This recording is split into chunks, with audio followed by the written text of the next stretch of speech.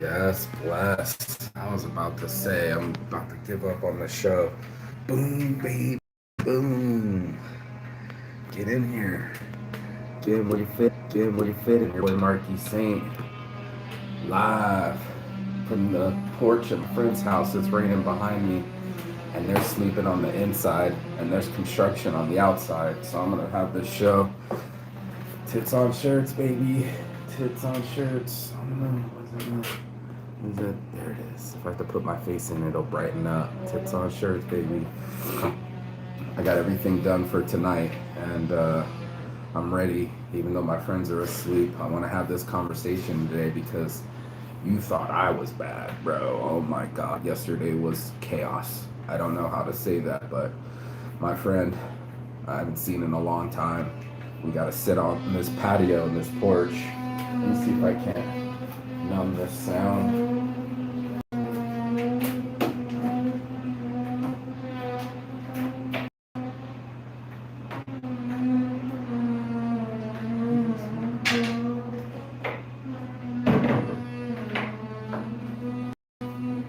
Yeah, I do what I can with what I got. And yesterday was just crazy. Hopefully you can hear me, but yeah, I'm outside. I'm trying to get Wi-Fi. They're doing construction next door. It's loud as fuck. Let me see if I can. I doubt I can keep it from being crazy, but my friends are inside, they're sleeping, and last night all my friends started fighting, and I don't know what happened, but people have been borrowing money from friends, talking shit behind each other's back, doing too many drugs, and you thought I was bad, bro. Oh my God. So I'm talking to my friend, who basically ignored, yeah, we can hear you? Okay, cool, perfect, thank you, bro. Co-pro, sir. Thank you, Benny Mac. If you guys don't get a chance, follow his show too. Uh, and I'll be eventually getting there to New Zealand. But my buddy and I have been to Thailand together. We've actually, I think, what, 4 different countries we've been in playing frisbee together, and we're really tight. You know, we're more than brothers, we're family. But he stopped talking to me. He stopped talking to everybody. In fact, he even started doing some speed. And I'm sitting there going like, we had some really cool memories together, man. Me and you sitting here talking about Thailand, the time we both had hot chicks, and I had this hot Russian girlfriend, and he was checking out her ass, and his girlfriend was like, "Stop checking out Mark's girlfriend ass," and I was like, "That's so dope that we can go on boats to Koh Phi Phi, and that we can play frisbee around the world, and that we're still tight together." And I thought I was bad. I take it so personally that I wasn't there for my girl, and he's going through a divorce, and he's leaving his girl, and they're already getting divorced, and she already has a kid, and she's already seen some other dude, and this other dude's already borrowing money from other people and lying on people, and his eyes were really dilated, and he was fighting with other people, and I was like, there was like 3 fights in this little house within 30 minutes. I don't know. I had to like check my calendar. I'm like, is there something wrong with the planets? Is something out of alignment? Like some shit's going wild. And I'm sitting there emailing with my ex, and for the first time I got some actual closure, and I'm so grateful to have this closure because I was sitting there in my head thinking I was the worst human being ever. And then here's my brother who's saying the same shit. He's like, I thought I was the worst human being ever. And that's what we do. We look at someone else's situation, and little monkey minds see it as easy peasy for sheezy. This is how you fix it. When it comes to our own problems, you know, what's in between our ears, it is hard as fuck to be able to process it because we have so many emotions, we have so many expectations, and we have a perspective. And that's the vantage point, right? Like, just as here's the vantage point, you can see me, you can see the rain behind me, right? That's what our perspective does to us. It only gives us what our vantage point can see. What we can't see is the exterior. We can't see how other people view us. We can't see how we are acting, and we can't see our patterns. And that's when it started to hit me. I was like, you know, you thought I was bad shit, dude. I'm like, these guys are over here doing all sorts of drugs, and I mean hardcore drugs. I'm not talking like light drugs, like a little bit of bumps of coke. I'm talking about coke to meth to crack to fucking heroin. I'm sitting here in one of the most beautiful countries in the world, and I'm here for the fresh air, but I'm not here for the fresh drugs.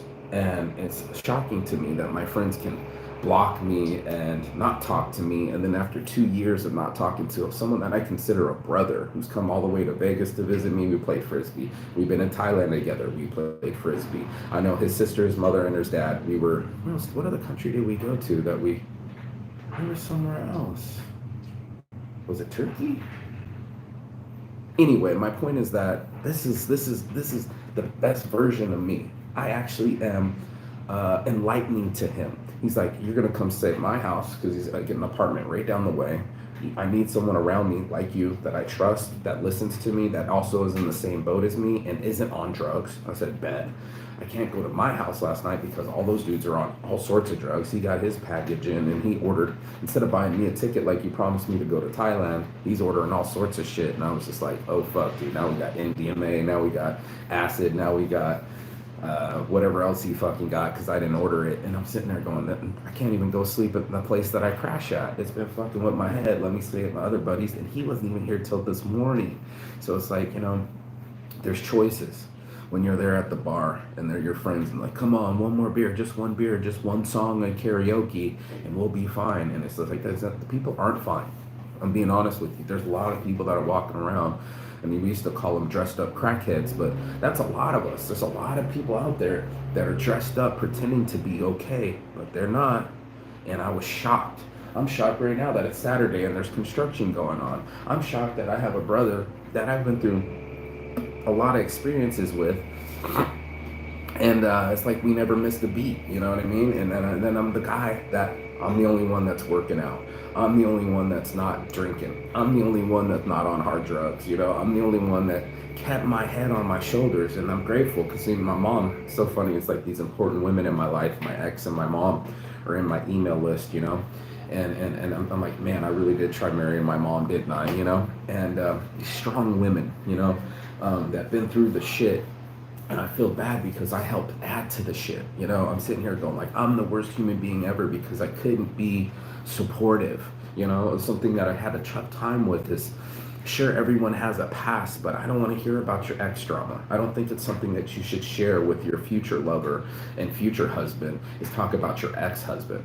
Tell me I'm wrong, maybe I'm not, but I know I'm not. You know what I mean? I know people don't want to hear about the last guy you fucked, and we don't want to know your exact body count, and we definitely don't want to know how big the last dude's dick is compared to ours, right? Like, it's one of those things, like, it's a measuring contest, and if you don't believe me, ask my buddy's new girlfriend who's at the house cleaning everything and taking little photos of him off his passport and putting it over the photo of him and his ex kissing, and then putting a guy so it looks like he's gay. You're gay. She kept saying, you're a gay, you're a gay. The streets are talking. I'm not talking, but the streets are talking.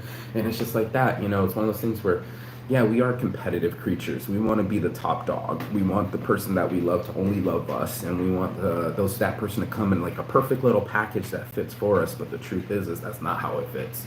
That's not how it comes at all.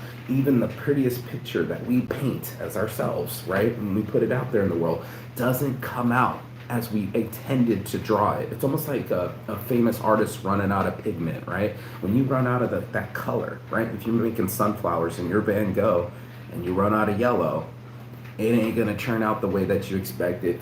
Cut off your ear, hand it to a prostitute, world famous after you die, and you died penniless. We all want to think that someone's got it better than us. We all want to look at the other monkey's banana and think it's sweeter. But the truth is I'm not as bad as I thought, and you're not as bad as you thought. And that's a little reprieve for me, because I was feeling like the worst human being, that I couldn't step up to the plate.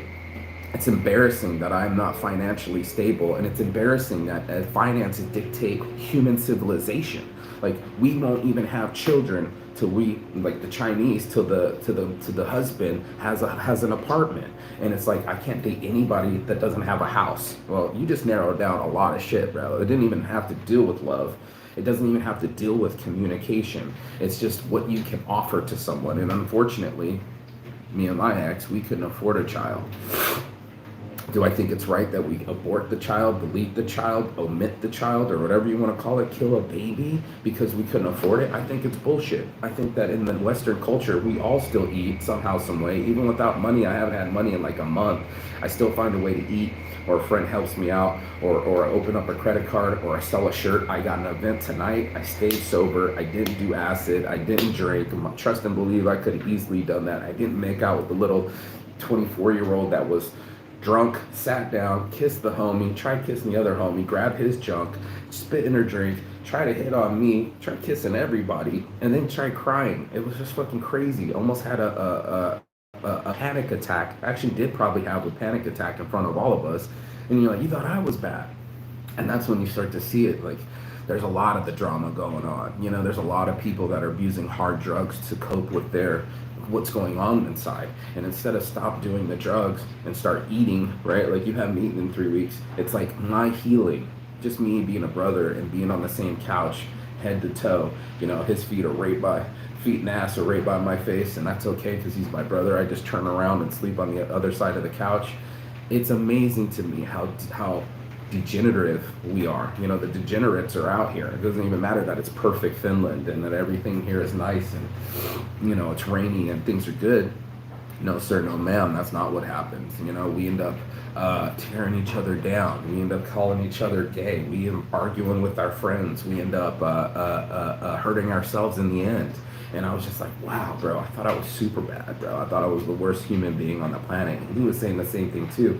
We just talked for like the last 6-8 hours. Like, just me and him together, walk around, talk, walk around, talk, walk around, talk. And he's like, yo, I need you at my house, bro. I need somebody like you, my brother, in this place. I don't need to be alone. I don't need these habits. I need somebody. Do you want me? Let's go get breakfast.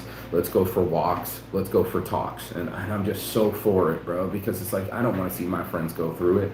I don't want to see my friends arguing. I don't want to see people not completing their dreams. And they were like, man, I'm so jealous of you. You get to make an income around the world and do your thing. He's like, even if I travel the world, if I go there, what do I do? And he had his ex, and she was a tattoo artist, so she could tattoo anywhere, right? Like, her business is mobile, and he has to stay in a warehouse and do paperwork and what's this thing called, the forklift, you know, just to be able to make a living. And that's what we do. We just try to make it, and everyone's just trying to make it or fake it or try to be it. But it's one of those things that you can't buy it.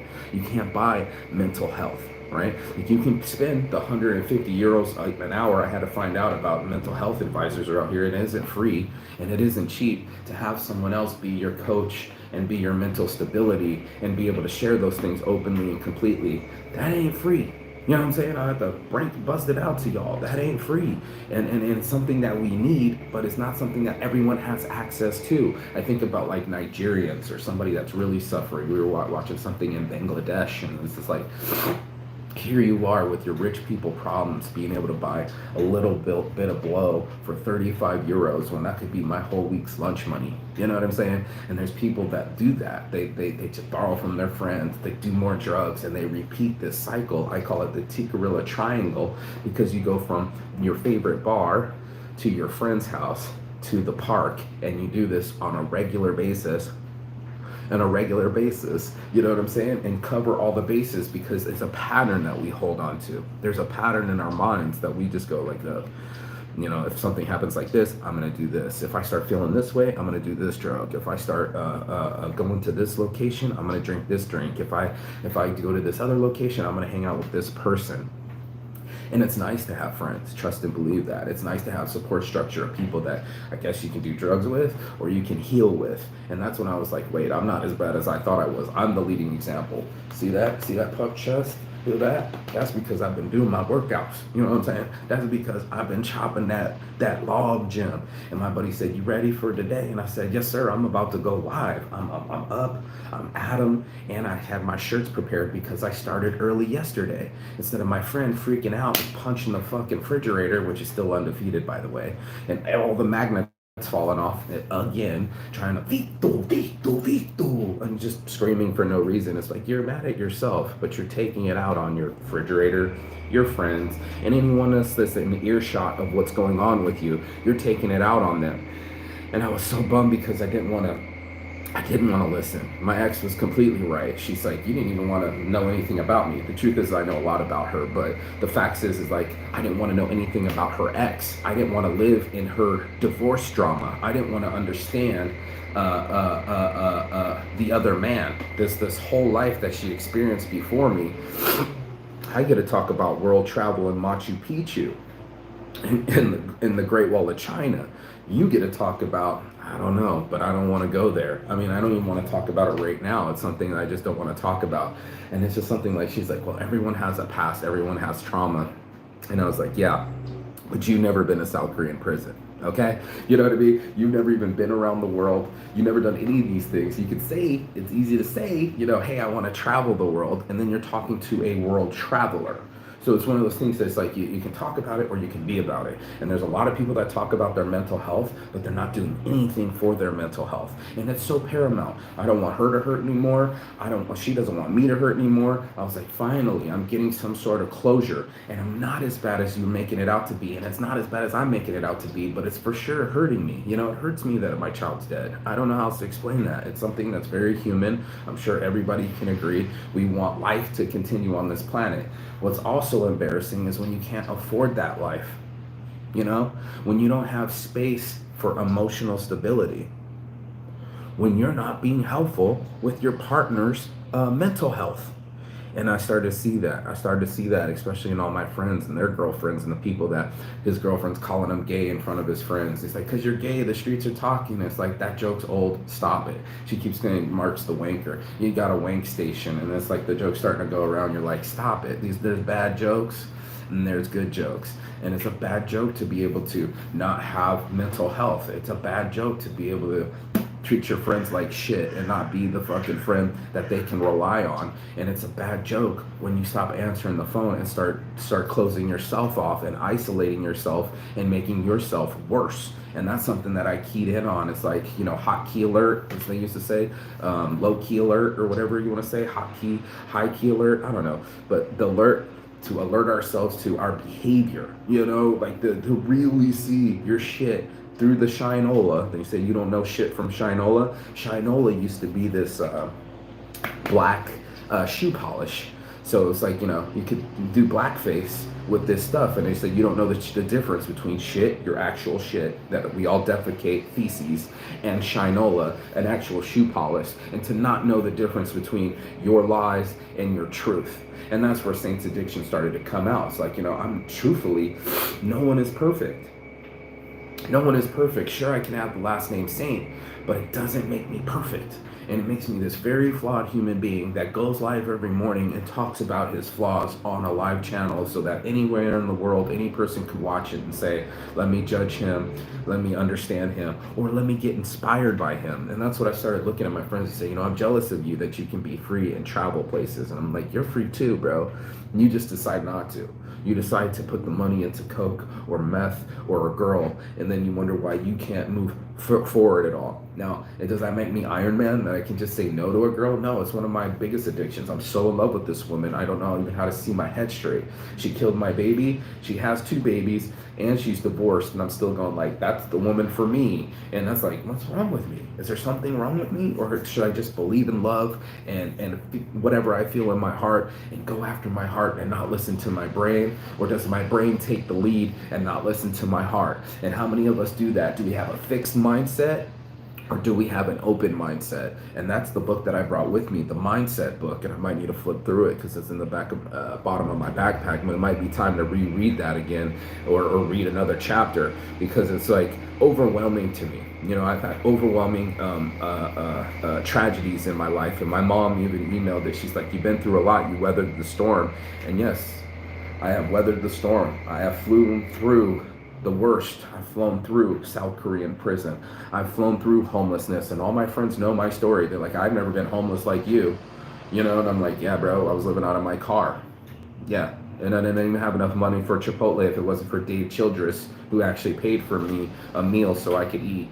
Or how about Mary Beth, who's my credit union lady, who just took off $60 in late fees in my account so I could eat. It's so real. You know, this is Aito. It's what they call it, Aito, Aito. And that's what I love about Finland people, because they're really real. My friend that lent me 100 euros so I could go get shirts. How about Mom Mary driving me there and helping me pick out the shirts? I got 30 shirts to make. How about Yoni, who got the print shop, who actually hasn't seen my buddy Aki in a minute, and he went downstairs and they're like, whoa, you didn't say goodbye.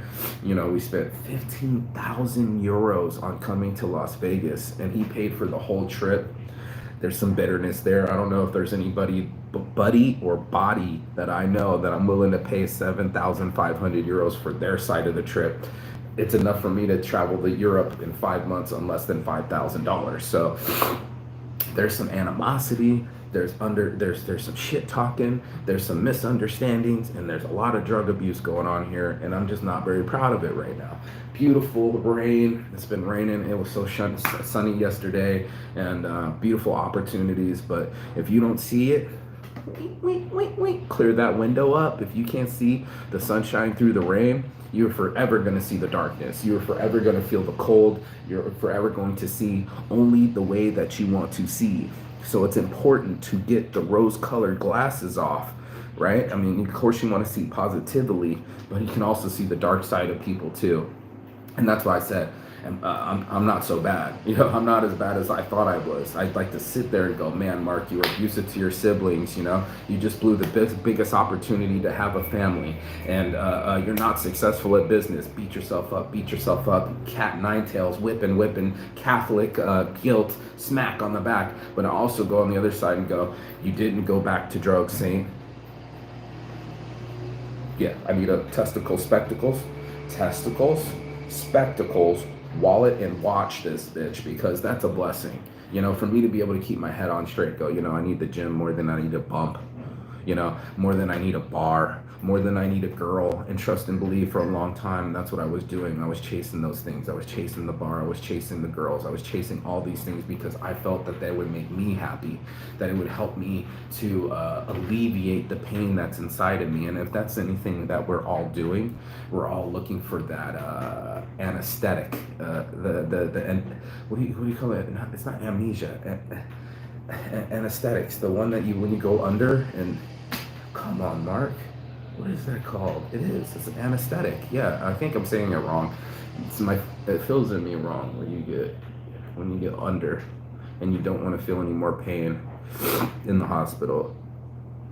Anyway, so yeah, we're all trying to do the medicine that fits us. So if it's coffee in the morning for you and it alleviates that, and trust me, it goes like nails on a chalkboard when you're coming down off a blow, or you're coming down off a meth, and then you crash out because you've been up 3 days, and then you needed to get up that day, and now you're pissed enough to punch the fucking fridge because you're late and you didn't set an alarm, and your phone is dead, and you've been going hard for the last 3 weeks, bro. Like, you can't be shocked at these things. You can't be shocked that your chest hasn't puffed if you didn't do the push-ups, you know? And it's like, ooh, I got some nice firm titties right here. Yeah, baby, I got some nice firm. What's up? Who wants what? I got my guns out. Why? Because I lifted something, and I wanted to lift the weight off of me, right? I wanted to lift that internal thing that makes me combustion and makes me a real human, and get it off my chest instead of it inside of my heart and killing me slowly. If nothing else, I'm making my heart stronger by working out. I'm making my heart stronger by traveling. I'm making my heart stronger for understanding. It's not just my perspective, right? And that's where I got my closure from. As I touch my heart and I hold my heart, I had some closure because someone that I loved did love me, and both of us didn't know how to love each other. And that makes it feel way better than we blew it, we suck, and life is at an end, which my head was at, my heart was at. The feelings, the head and heart weren't communicating, and my life returned to a direction I didn't want it to go. I didn't want to endure another tragedy. I didn't want to endure another lost business, another South Korean prison, or a lost baby, a dead baby. I didn't want to endure any of that. None of that was on my agenda of or being homeless for that matter, or being broke. You know, these top 5 things have been the bane of my existence. And on the other hand, I can look at this other side of the addiction and say, at least you're sober, bro. The old guy used to just get wasted, pass out, and try to make out with fat girls. You know what I'm saying? Like, you know, I was doing bad by myself. I wasn't doing good for myself. And then I started to reinforce myself with this business here, Saints Addiction, and say, if I put as much energy that I put into my addictions, into my saintliness, if I put the halo on and not just the horns, like mostly saints, if I can just put that kind of energy into myself, I can have a dream, my little dream, working the machine, that I can grab ideas, things are falling here, and make them a reality. And then I could get up in the morning and put all my dreams out on the table and take a picture and go, yeah, I remember this design. Oh yeah, that's called High Like NASA. I took the NASA sign and I flipped it so it looked like a flame, because flames go up because air goes up. You know what I mean? And I've been that high before, you know what I mean? And then to sit there and go, my buddy goes, your hoodie needs more green. I'm like, it's that other design that I used all weed and I have an astronaut, high like an astronaut, and then I got high as a kite. I have all these designs that I can explain to you what I was thinking when I give it to you.